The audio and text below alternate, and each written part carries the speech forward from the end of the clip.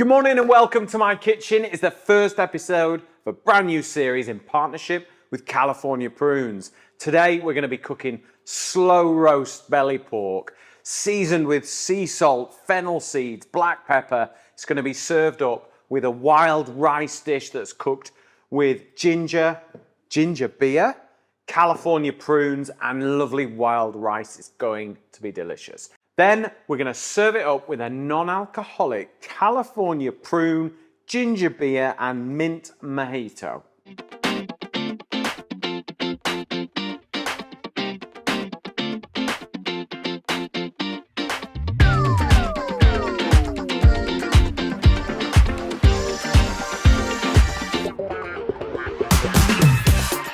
Right, okay, first episode, new recipe. I'm excited about this one. We're gonna slow roast some belly pork, okay? It's a beautiful cut. Honestly, it is the best. I have got a piece here and it is just sat on some veggies. So I've got a bulb of fennel, I've got a couple of onions, so it's sat off the bottom, okay? But what we're gonna do is we're gonna score it with a sharp knife. Now, if you're not comfortable with that, just ask your butcher to do it, but I'll show you how to do it. It's really easy. So I'm going to get a plastic board so that I don't have to wash my chopping board in between, because then we'll have to reset all the cameras. We don't have to do that. So, sharp knife in, and I want you to score the skin about 1/2 centimetre deep. Don't cut into the meat, just cut through the fat, and that'll help it render, it'll help it crisp up. Be beautiful. This is a 2 kilo piece, okay? And I think this will easily serve 6 to 8, Emily, would you say? Yeah, I think 6 so. to 8? What would happen if you didn't score the fat? It just wouldn't crisp up. You'd have to cut it away and you couldn't eat it if you want to. But I think everyone wants crispy skin. When you're going to roast when you invest in a joint of meat like this, and let's be honest, it's not cheap to eat meat anymore. You know, it comes at a price. So let's make it the best we can. And I think by buying a 2 kilo piece, you're going to have some leftovers. So you can knock out a quick stir fry tomorrow night with some of the trimmings and things like that. You get to have a little nibble off the edge as well. But it's beautiful, this, because it'll just roast away in the oven easy. And pork and prunes and ginger and coriander all work beautifully. And that's why we've used the California prunes. That's why I've built this recipe around what works and what's delicious with California prunes. Because I've been working with them, I think, nearly 10 years now. Wow. Maybe 8, certainly near 10. And we've created a lot of recipes together, haven't we, over the past few years. Trying to develop and create, because they're so delicious, nutritious, versatile. I wanted to sort of get cooking live with California prunes as well. So can you see that, Emily? Do you see how we've just sort of scored in there? And if I, look, you can see it's not cut through.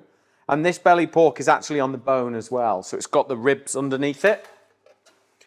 Let's pop that on there. Get rid of that. Pork sat on the vegetables. Now, little bit of oil. It's really important now, before I get to this bit, if the pork has been vac packed, it's going to be sort of quite damp and you want to dry the skin off and even wipe it with a little bit of vinegar on a piece of kitchen roll if you want. And that vinegar will really help crisp the skin up and get it dry. And then we're going to hit it with a little bit of olive oil, just a bit, just to sort of give it a sheen, rub that in. Okay, and then with your other hand that hasn't got oil on, sea salt. Don't be shy with the sea salt, otherwise you will not get a crispy skin. So a couple of tablespoons of sea salt on there, and just sort of push it about a bit, let some of it get into those little cuts, because that is going to be flavour in there. Some black pepper, just ground, and then fennel seeds, tablespoon, pork and fennel. Such a good combination, it really, really is. So just pat that down. Some of the fennel seeds will find their way into the little cracks and some will not, okay? But that's fine. Okay, so just gonna wash my hands Okay, we're going to whack this into the oven. Right, I'm going to put it in 200 degrees for 20 minutes. And what that does is it gets everything going. It gets everything crispy at the top. Then we're going to turn the temperature down, add a pint of water, and then let it tick over for a good couple of hours, okay?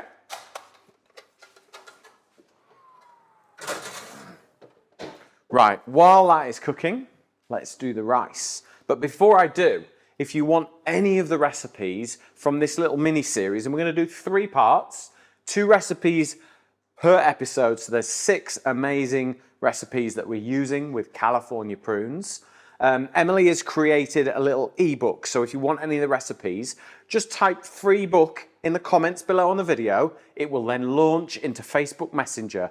Follow the instructions and we will deliver you an ebook as a PDF in Messenger that you can save onto your phone, onto your computer, or onto your tablet, and you've got it. Okay? Right, so rice. I'm just preheating my pan. So we're going to start off with onions. I've got a couple of red onions here. So cut them in half, and then using a 20 centimeter cook's knife, cut down the middle, lots of little slices, and then cut in horizontally. Can we see that, Emily? Yeah. Yeah? So I haven't cut through the onion, because if you cut all the way through, it'll fall apart. And then just pinch it together like that, push your knife through, and just chop them into little pieces, all right? Now remember, if you've got any questions at all, post them in the comments below. Exactly the same place where you put free book to get your free book as well. So we'll do the next one.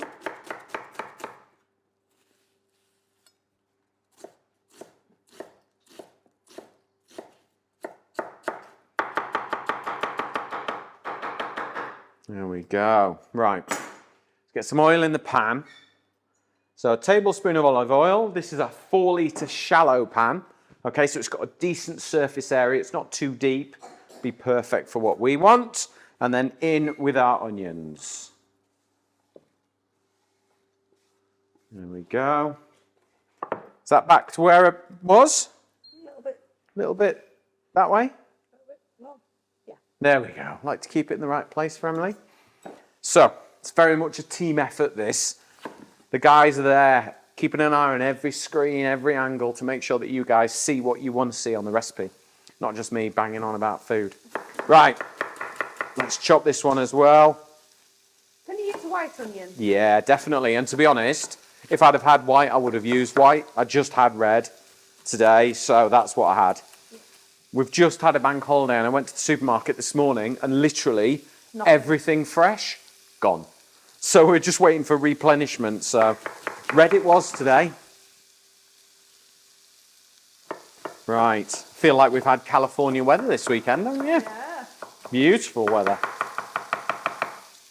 So I've been very lucky that I've actually been able to visit the orchards where these little California prunes are grown, and honestly blew me away. Just eating them off the trees and then watching them be processed was an amazing experience as a chef. Really, really good. And you kind of forget that prunes are dried plums. Yeah. You know, because they're not called dried prunes, you forget, but they are, and they're absolutely delicious. So good for you. Emily and I have worked with them loads over the years, and they're very versatile. We'll get to them in a minute. Right, a little bit of salt in there. That will draw out the moisture, get everything going. Right, so fresh ginger. Now again, this recipe is about what works together. So we're talking delicious California prunes, ginger, more ginger with our ginger beer, pork, coriander. They just love to be together, these flavours. And that's how we kind of ended up with this recipe. So I'm going to just peel my ginger. Now, if you really, really want to, if you want to be super frugal, you can do a couple of things with this, and I know you do this sometimes, don't you? Pour boiling water over it with a mug, with a slice of lemon, and have a ginger and lemon tea, or you can make a ginger syrup. So take all your peelings into a pan, a couple of 100 grams of sugar, a couple of 100 grams of water, and boil it up until the sugar is completely dissolved, and you'll end up with an incredible ginger syrup. You could add that to your coffee if you wanted to, if you like a flavoured coffee. You can add it as a cordial, you know, you can do all sorts with it. You can carbonate it. You can kind of make... Yeah, absolutely. Brush it onto a cake, you name it. Drizzle it over like fresh watermelon. That'd be nice in the summer with loads of fresh mint. So we'll hang on to that. Always good to find different ways of using up leftovers. So we'll slice our ginger up. And we're just going to chop it into little pieces. What we're going to try and do is almost make like a bit like a biryani. We're going to bake our rice so it's really light and fluffy. Almost like a paella, Carlos.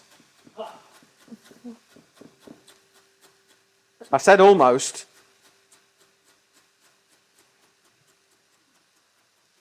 Okay, so nice fine pieces of ginger.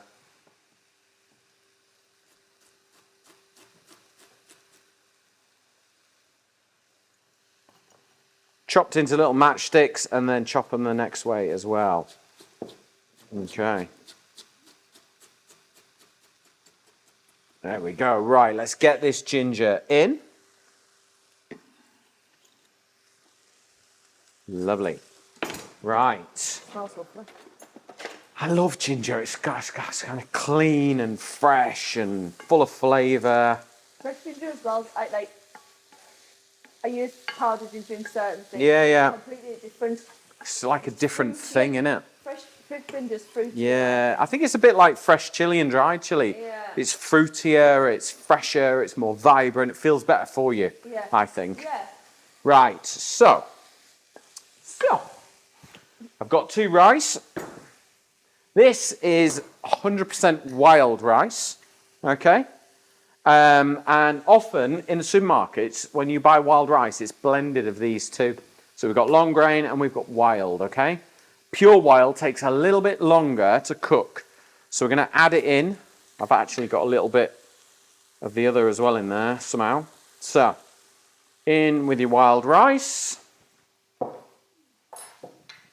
And then we'll get that going for a minute before we add the long grain. And how many people would say this rice would feed?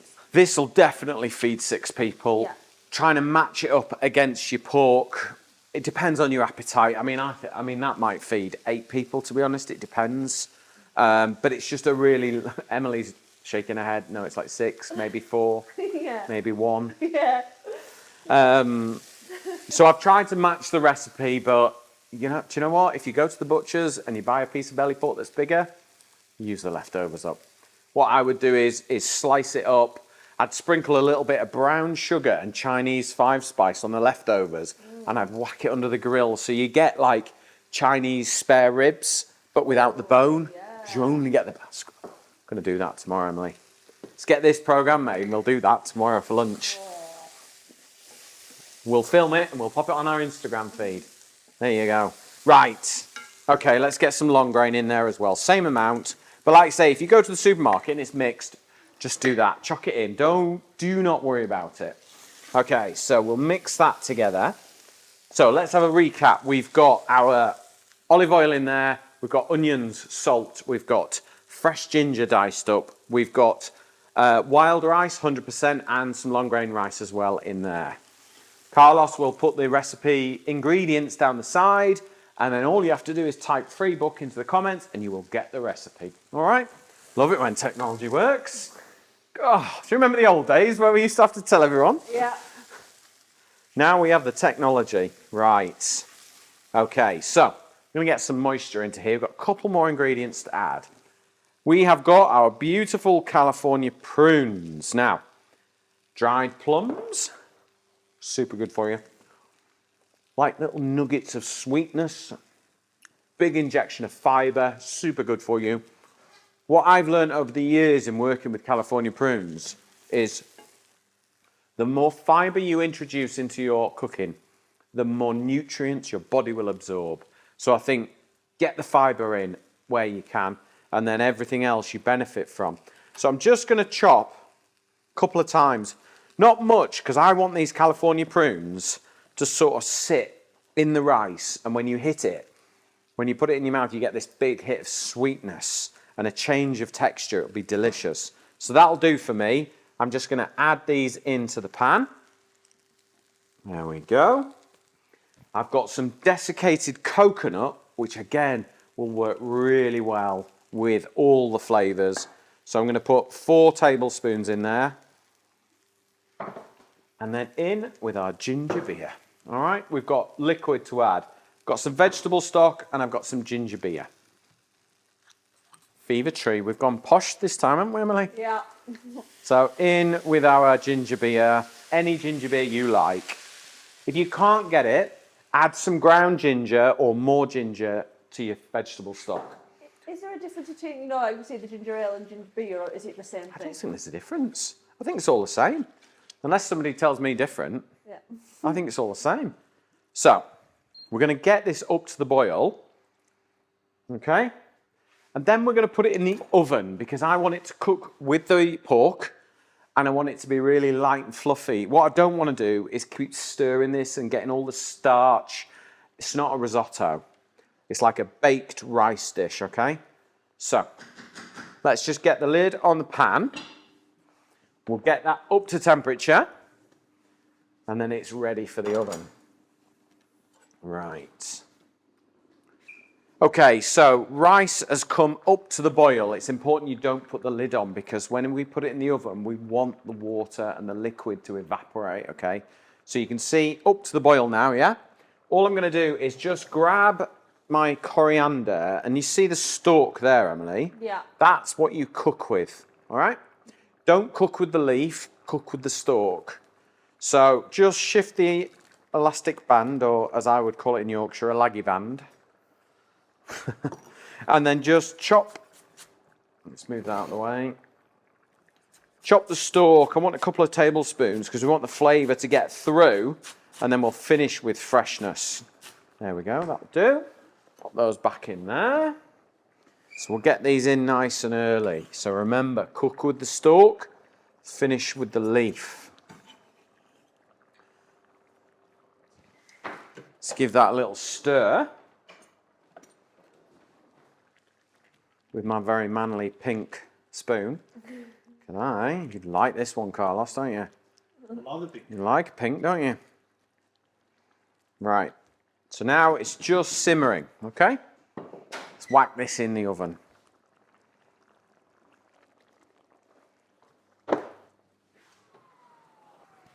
Okay. So while that's cooking, let's make a non-alcoholic California prune, lime, mint and ginger mojito. Sounds good. It's always nice to have some alternative non-alcoholic drinks, particularly through the summer, because everyone's kind of like so used to sugary, fizzy drinks that like are absolutely spiked full of sweetness. Whereas this is full of goodness, tastes amazing. Okay, so first of all, we're going to make the syrup. So we've got our California prunes, okay? So that's going to give us a deep, rich colour. And then we're going to add some fresh ginger, which will make it really tasty. It will work super well with the prunes and the lime and the mint that you would normally get from a mojito. So let's just peel our ginger. Always good to have some fresh ginger in the fridge. Keeps for ages, very versatile. So 3 little slices of that. Sorry, Pip, not for you today. The minute she hears the knife chopping, she's in. Right, yeah. Right, take your limes and just roll them a little bit. And what that does is it just softens all the chambers inside the lime. Much easier to get all the juice out. So I'm going to I'm going to roll the limes. There we go. And let's slice them in half. So I'm going to make a batch, all right? Because I think if you've got it, then you can make them much easier anytime you like. All right, start squeezing these, Emily. Right, so I've got a juicer. This means I'll get as much lime juice out as I possibly can. Okay? much out. Get every little bit out you can. If you haven't got fresh limes, don't make this drink. Please don't use pasteurized bottled lime juice. It's just not the same. You won't get that fresh, vibrant, clean flavour. It's just not worth it. I mean, as a kid, I only ever knew Jif lemon. Yeah. On my pancakes once a year. I say that you can't beat that on pancakes. Oh, Emily. I can't convince Poppy either to have fresh lemon juice on her pancakes. It's my one thing that Is it? I do have at home. But you remember though, you won't remember this as a kid maybe, but as a kid, once you used the Jif lemon, it was a water pistol. A free water pistol. But now they don't come as little lemons anymore. Yeah, now they're just in bottles. How boring is that? They do the big lemon. They do these big lemons, I think. Do they? I think so. I'll find you one. Yeah. Right. That is all our lime juice, okay? And I have made a mess. I've made a proper Emily mess. Hey. Okay. Right, let's get rid of the chopping board. I don't think we need that anymore. Feel under pressure. Carlos is a bit of a cocktail connoisseur, aren't you? Okay, so stick blender, all right? And some lovely fresh mint. Now, Emma has been growing this Moroccan mint in the garden for me. And she delivered some from yesterday's gardening session. So I thought, what better way to make a delicious drink? We've got friends coming around tonight, actually. I might try this out on them. In we go with some fresh mint. It can be any mint you like. I just happen to have fresh Moroccan mint because that's what we were growing. But if you're in the garden centre and you want some fresh mint, herbs and things like that, look for the Moroccan mint because it is much nicer in my opinion. Dried mint in. No dried mint for this one. Right, we'll just blend it up now.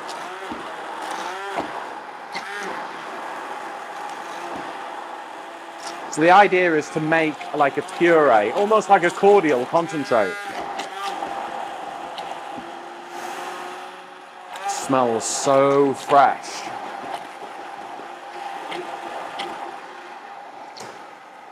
Now, before we get to pouring, which we're very close to, we've got some ginger beer. Now, there are all kinds of ginger beers out there. I do particularly love an Australian version. Is it Blunderberg? Yeah. Yes. But we've got Fever Tree as well, which is really nice as well. I'm going to add a little bit just to loosen this out. Okay? So that we can get it all blended nicely. That's it. Can you see that on the overhead? Yeah.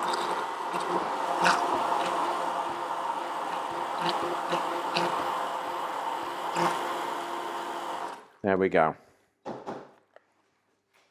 All blended up together. Just big flavours blended together. Same as cooking. It's exactly the same as making great drinks, in my opinion. Right, let's just pour some of this in here. There we go. So I'm just using a sieve just to capture any of the fibres. If you don't mind, don't worry about it. You don't have to, but I just wanted to get a really nice, clean cordial that's full of flavour. Okay, so we've got our California prunes. We've got our fresh ginger. We've got our mint in there. And we've got loads of lime juice to give it that kind of mojito feel. Okay. What I would do is probably all of this at the same time.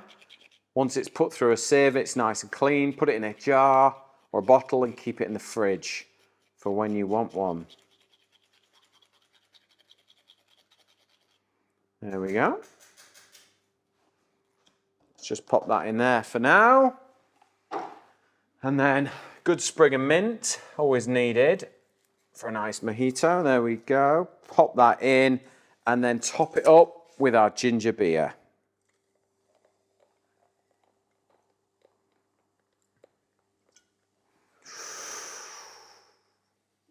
Done that before, haven't I? There we go. Let's give it a little stir. And we'll test it out on our cocktail connoisseur. Emily, give it a whirl. You've drunk plenty of cocktails this weekend, haven't you? And we'll top this one up as well.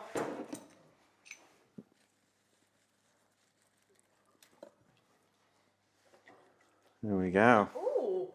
Nice? Yeah.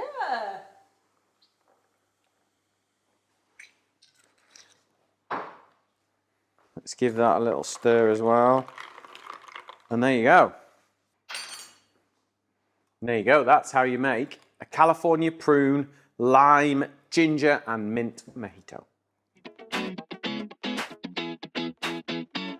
Right, pork and rice are ready. Just wait till you see this. So this is one that I put in slightly earlier so that we could show you exactly what it should look like. And more importantly, what should it sound like? Listen to that. That is what you want. Now, let's just lift this pork out, if I can, because it's super tender. Let's give it a little... Oh, smells so good in this kitchen. Right, there we go. Whoa. Not too shabby. Not too shabby. And let's bring the rice out as well, because that has baked. All the moisture has evaporated, and that will just leave you with a really nice, fluffy, flavourful rice. Okay. Pan forward a bit, please. There we go. Is that all right? Yeah. You see how it's just absorbed? There we go. So let's grab some of that rice. And the prunes have absorbed the ginger beer and the stock. So you want to make sure that you get some of them, and that's why we left them whole, so that you just get that lovely bit of flavour. And then let's take some of our pork.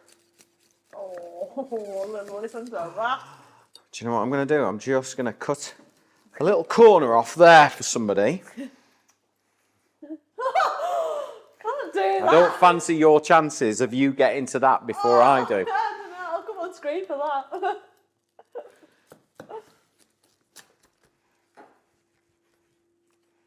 There we go. So let's just take that little piece of pork. Little piece of pork. It's not a little piece, is it? There we go. Let's take that and just plonk it on there. And then a little bit of fresh coriander, just for that kind of vibrant, fresh finish. There you go. And that is how to make the most delicious roasted belly pork with a California prune, ginger beer, and coriander rice.